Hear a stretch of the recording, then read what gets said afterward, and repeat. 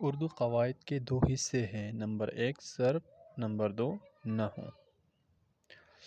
صرف کی لغوی معنی پیر کی ہے۔ قواعد کی اصطلاح میں صرف اس علم کا نام ہے جس میں الفاظ کے تغیر و تبدل کا ذکر کیا جاتا ہے اور ان سے مختلف کلمات بنانے پر بحث کی جاتی ہے، جس سے کلموں اور لفظوں کی پہچان ہوتی ہے۔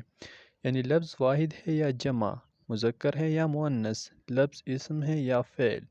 گویا علم صرف میں الفاظ اور کلمات موضوع بحث ہوتے ہیں۔ یہی وجہ ہے کہ صرف کا موضوع لفظ ہے۔